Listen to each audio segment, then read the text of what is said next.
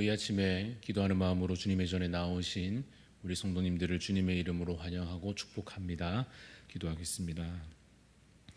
우리의 소망이시고 구원이신 하나님 아버지, 은혜와 긍휼을 베풀어 주심을 감사합니다. 새로운 삶 주시고 새 생명으로 살게 하심을 주님 감사합니다. 이제는 세상의 즐거움과 흉악한 죄를 버리고 살게 하여 주옵소서. 이전에 길을 몰라 헤매던 삶을 뒤로 하고 오직 한 길 예수 그리스도를 따라 진리의 길로 행하게 하여 주시옵소서.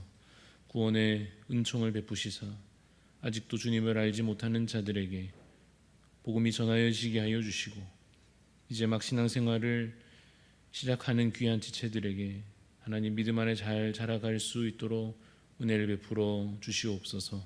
주께서 세우신 우리 대한교회에 날마다 믿는 자가 늘어가게 하시고 어린 자녀들이 믿음으로 잘 자라나게 하여 주시옵소서. 여름 사역이 준비되고 있사오니 하나님 은혜를 베풀어 주시며, 특별히 이번 주 이제 유치부 여름 성경학교가 좋은 날씨 가운데 잘 진행될 수 있도록 하나님 모든 준비되는 상황 가운데 또 당일의 일정 가운데 주님께서 함께 하여 주시옵소서.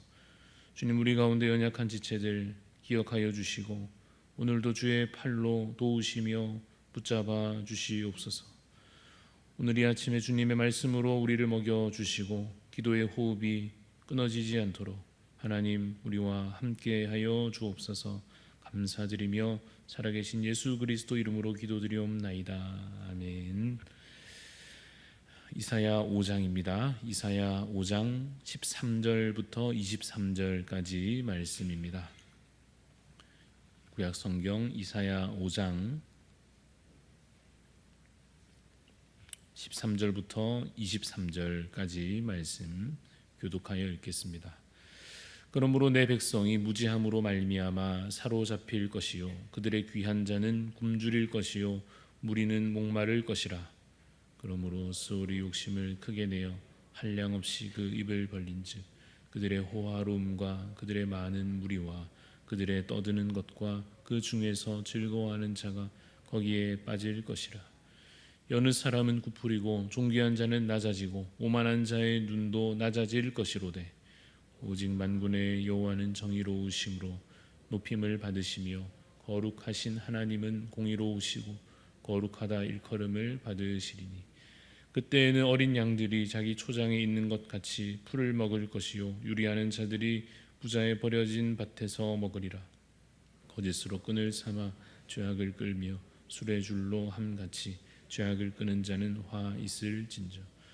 그들이 이르기를 그는 자기의 일을 속속히 이루어 우리에게 보게 할 것이며 이스라엘의 거룩한 이는 자기의 계획을 속히 이루어 우리가 알게 할 것이라 하는도다. 악을 선하다 하며 선을 악하다 하며 흑암으로 광명을 삼으며 광명으로 흑암을 삼으며 쓴 것으로 단 것을 삼으며 단 것으로 쓴 것을 삼는 자들은 화 있을진저. 스스로 지혜롭다 하며 스스로 명철하다 하는 자들은 화 있을진저. 포도주를 마시기에 용감하며 독주를 잘 빚는 자들은 화 있을 같이 있습니다. 그들은 뇌물로 말미암아 악인을 의롭다 하고 의인에게서 그 공의를 빼앗는도다. 아멘. 네, 오늘 말씀의 제목은 죄를 멀리합시다입니다. 죄를 멀리합시다라는 제목으로 잠시 말씀을 나누겠습니다. 기독교 진리를 성경을 따라 이 성경의 말씀을 따라 하나하나 정리해 가면 빠질 수 없는 내용들이 있을 것인데 그중 하나가 바로 이 죄에 대한 것입니다.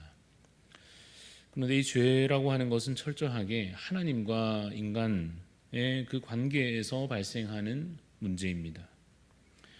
이 기독교 진리에 포함되는 죄의 문제를 좀 더 분명하게 우리가 이해하기 위해서 세상에서 말하는 어떤 일반 사회적인 죄의 문제와 비교를 해보는 것이 좋을 것입니다. 세상에서는 죄를 말할 때 그 기준을 법이나 혹은 도덕 같은 것에 둘 것입니다. 예를 들어서 누군가를 폭행했다든지 하면 형법 몇 조 몇 항 의거해서 다시 말해 법 기준에 따라서 죄로 규정하게 될 것입니다. 또는 어른에게 마땅히 갖추어야 할 예절을 어기게 된다고 하면 그 사람에 대해서 우리는 도덕적인 기준을 가지고 잘못됐다 혹은 악하다고 평가를 하게 될 것입니다. 물론 이러한 사회적인 죄의 관점과 결과적으로는 이 기독교 진리가 겹치는 지점이 있다 하겠습니다마는 그래도 우리는 죄에 대해서 말할 때 반드시 이 성경에서 시작하여 성경이 규정하는, 다시 말해 하나님의 말씀하시는 기준과 원리로서 죄가 무엇인지, 무엇이 죄에 해당하는 것인지, 그리고 그 죄가 어떻게 다뤄지는지 이러한 것들을 배우고 또 이해해야 할 것입니다. 왜냐하면 그래야만 그 죄에서 구원받는 길을, 그 죄에서 노임받는 길을 제대로 찾을 수 있기 때문입니다. 우리가 이사야서를 읽고 있는데 이사야서를 읽어보면 당시 이스라엘 백성들이 얼마나 악하였는지 알게 됩니다. 그리고 그것을 우리 자신들의 오늘 우리의 모습으로 대입해 보게 됩니다. 그러면서 이 기록된 말씀이 바로 오늘 우리에게 적용되는 우리의 죄의 문제를 이야기하고 있다 하는 것을 알게 될 것입니다. 오늘 본문 앞에 있는 내용을 먼저 좀 살펴보려고 하는데요. 5장 8절 말씀을 보면 8절 말씀에 이렇게 기록합니다. 가옥에 가옥을 이으며 전토에 전토를 더하여 빈틈이 없도록 하고 이 땅 가운데에서 홀로 거주하려 하는 자들은 화 있을진저. 이러한 것이 이스라엘 백성들의 삶의 단면입니다. 집을 넓혀 가려 하고 더 가지려고 하고 땅도 마찬가지로 더 그저 많이 가지려고 하는, 그래서 혼자 살겠다는 식으로 살아가는 그러한 모습들입니다. 자신 안에 넘치는 그 탐욕을 멈추지 않고서 다른 사람들의 것까지도 빼앗아서 자신의 소유와 그 재산을 그저 불리는 것에만 온 마음을 쏟고 있는 그 모습이 당시 이스라엘 그들의 삶의 한 단면이었습니다. 12절도 보면 그들이 연회에는 수금과 비파와 소고와 피리와 포도주를 갖추었어도 여호와께서 행하시는 일에 관심을 두지 아니하며 그의 손으로 하신 일을 보지 아니하는도다라고 기록하고 있습니다. 먹고 마시고 즐기고 누리는 자신을 위해 즐거움을 더하는 일에는 쉼이 없고 하나님의 일에는 관심을 두지 않았고 하나님께서 행하신 역사들에 관하여서는 쳐다보지도 않는 그러한 모습이 당시 이스라엘의 삶의 단면이었습니다. 그러한 그들에게 화가 임할 것입니다. 오늘 13절 말씀 보시면 그러므로 내 백성이 무지함으로 말미암아 사로잡힐 것이요 그들의 귀한 자는 굶주릴 것이요 무리는 목마를 것이라 하십니다. 14절도 보시면 그러므로 스올이 욕심을 크게 내어 한량없이 그 입을 벌린즉 그들의 호화로움과 그들의 많은 무리와 그들의 떠드는 것과 그 중에서 즐거워하는 자가 거기에 빠질 것이다 하십니다. 자기 재산을 불리는 동안에는 아주 기쁘고 남부럽지 않고 좋았을 것입니다. 탐욕을 따라 즐기고 먹고 마시는 동안에는 아주 재밌고 만족스러웠을 것입니다. 그러나 결국 어떻게 되는 것입니까? 환난 날이 임하고 스올이 그들을 삼키는 날이 곧 임하게 될 것입니다.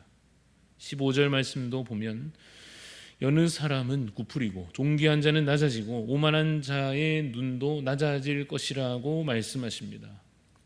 한때 세상에서 존귀하였어도 소용이 없습니다. 죄는 멸망으로 향할 뿐입니다. 한때 세상에서는 오만하게 행하였어도 이제 그 고개가 숙여질 것입니다. 하나님께서 그들을 결국에 낮추실 것입니다.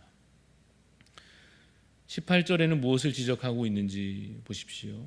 거짓에 대해서 말하는데 18절 말씀을 보시면 거짓으로 끈을 삼아 죄악을 끌며 술의 줄로 함같이 죄악을 끄는 자는 화 있을진저라고 말씀합니다. 19절에는 그들이 가진 오만함이 여실하게 나타나는데요. 19절 보시면 그들이 이르기를 그는 자기의 일을 속속히 이루어 우리에게 보게 할 것이며, 하나님을 가리켜 말하는 것입니다. 이스라엘의 거룩한 이는 자기 계획을 속히 이루어 우리가 알게 할 것이라. 무슨 말이냐면 어디 한번 심판해 보라는 식의 말을 교만하게 뱉고 있는 것입니다. 어디 한번 우리를 벌하여 보라 하는 것입니다.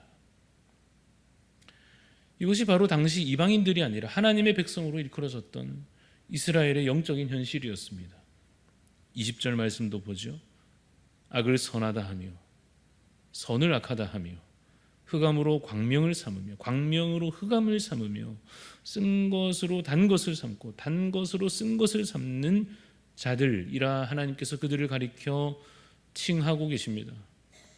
그냥 다 자기가 기준이 되어버린 모습입니다. 선과 악의 기준도 그저 자기 자신이고 옳고 그름의 기준도 그저 자기 기분대로인, 진리도 없고 하나님도 없는 교만함이 하늘을 찔렀던 그들의 모습이 그려지고 있습니다.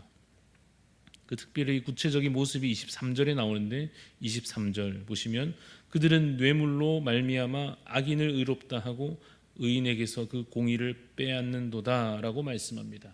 이 역시 한 단면입니다. 뒷돈 받고 재판을 자기 마음대로 악인에게 무죄를 선고하고 약한 자에게는 유죄를 선고하는 그러한 모습들이 그 백성들 가운데 있었습니다. 그 모든 죄의 결말은 무엇입니까? 멸망하는 것입니다. 하나님께서 아직은 잠시 두고 계신 것 같지만 곧 심판 날이 임하게 되는 것입니다. 곧 악이 멸하여지고 하나님의 공의가 드러나는 그 날이 임할 것입니다. 16절 말씀, 오늘 본문 16절에 보니 오직 만군의 여호와는 정의로우심으로 높임을 받으시며 거룩하신 하나님은 공의로우심으로 거룩하다 일컬음을 받으실 것입니다. 교만한 자들은 하나님의 공의가 없다고 말하지만 그들은 하나님의 권능을 부정하지만 악한 자들은 자신의 교만에 취하여 하나님이 만군의 여호와이시고 만왕의 왕이심을 망각한 채 교만히 행합니다마는 하나님께서 곧 그 공의를 드러내실 것입니다. 아마도 그 악한 자들, 교만한 자들의 마음속에 생각 속에 이런 생각이 있었을 것입니다. 다 그렇게 살지 않느냐 하는 것이죠. 아니 세상 사람 다 그런데 뭐가 그렇게 문제냐 하는 것입니다. 근데 그렇게 말하는 순간 그들이 말하는 죄라고 하는 것은 기독교 진리에서는 벗어나기 시작하는 것입니다. 여러분, 우리의 비교 대상은 세상이 아닙니다. 하나님의 말씀이 기준되어 우리 자신을 그 말씀에 비추어 판단해야 할 것입니다.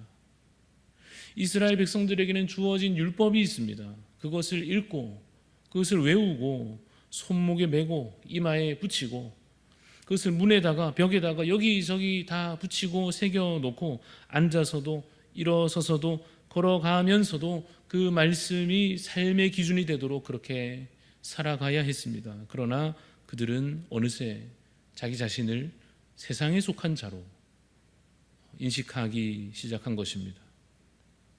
그리고 하나님의 존재를 자신의 삶의 영역에서 그 하나님을 몰아내고 하나님은 그저 성전에만 계시는 하나님, 그저 예배 때 잠깐 만나 뵙는 하나님, 그냥 내가 기도할 때 잠깐 오셔서 도와주시면 되는 분, 내가 좀 필요할 때 그렇게 도움 주시면 되는 분으로 그런 식으로 자기 중심적인 세계관으로 살아가게 되니까 죄에 대하여서 무뎌지고 무감각해질 수밖에 없었습니다.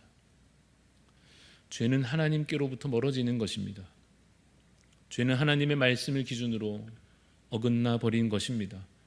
죄는 반드시 멸망으로 향한다고 오늘 이 말씀에서도 분명히 우리에게 가르쳐 주십니다. 스올이 다 삼켜버릴 날이, 그 모든 악한 것들을 하나님께서 심판하실 날이 곧 임할 것입니다. 그러나 살 길은 분명히 주어져 있습니다.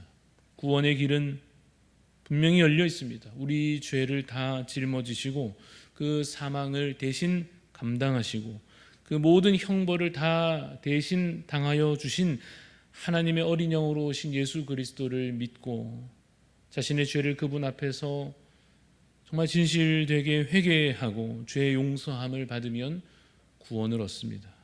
사랑하는 성도 여러분, 오늘 우리 자신을 볼 때에 세상과 비교하지 마시기 바랍니다. 세상보다 조금 더 낫다고 그것으로 안심하지 마시기 바랍니다. 죄는 하나님 앞에 서는 문제요, 말씀에서 얼마나 벗어났느냐의 문제입니다. 겸손히 오늘의 말씀을 통하여 다시 말씀 앞에 서서 하나님의 긍휼과 자비를 바라며 복된 길로 행하는 자 되시기를 간절히 소원합니다. 기도하겠습니다. 하나님, 오늘 이 말씀 그 옛날 이스라엘을 향하여 주신 말씀이지만 다시 이것을 우리가 오늘 이 아침 읽고 묵상하며 이것이 또한 우리에게 주시는 말씀으로 우리가 마음에 새기기를 원합니다. 하나님, 모든 악한 것들이 주님 화 있을진저라고 말씀하신 바와 같이 곧 멸하여질 것인데 여전히 오만함을 버리지 못하고 마치 심판날이 없는 것처럼 그저 오늘의 즐거움이 영원할 것처럼 그저 내가 오늘 가진 그 재산과 재물이 우리의 참 소망인 것처럼 헛된 것을 붙들고 살아가고 있다면 주님, 우리를 다시 돌이켜서 말씀으로 돌아오게 하여 주시옵소서. 그 옛날 시내산에서 가르쳐 주신 그 율법의 말씀대로 예수 그리스도께서 온전케 하신 그 계명들을 따라 주님, 사도들과 우리 믿음의 선배들을 통하여서 오늘 우리에게까지 전하여진 이 귀한 말씀의 교훈을 따라서 하나님, 우리의 삶이 오늘 다시 재조정되는 주님 새로운 날 되게 하여 주시기를 소원합니다. 그래서 하나님, 세상 연락을 즐기며 그 즐거움에 취하여 있던 우리의 삶이 어제로 끝나게 하여 주시고 오늘 다시 새 생명으로 새 다짐으로 새로운 기도의 소원함으로 살아갈 수 있도록 주님, 우리에게 새 날을 새 생명을 그러한 새로운 믿음을 우리에게 더하여 주시옵소서.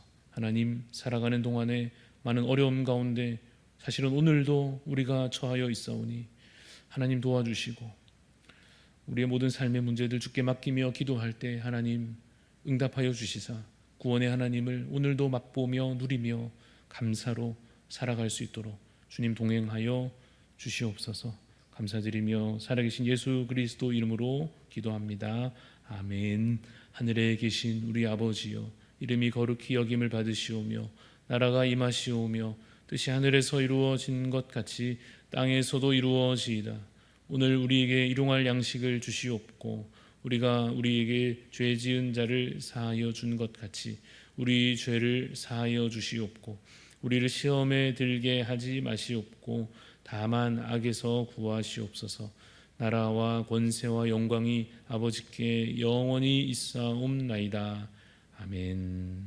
오늘 우리 중보하는 마음으로 기도할 때에 우리 전남 동부교회 박광희 목사님 위해서 기도합니다. 정착한 성도들이 신앙생활과 전도의 기쁨을 누릴 수 있도록 관계 맺기 역할을 잘 감당하던 작은 도서관 계속해서 활성화될 수 있도록 또 목회자와 성도들 사이에 가교 역할을 감당할 수 있는 좋은 동역자 세워질 수 있도록 우리 목사님 위해서 또 전남 동부교회 위해서 기도해 주시고 또 우리 각자의 기도의 소원을 하나님 앞에 아뢰며 기도로 나아가겠습니다.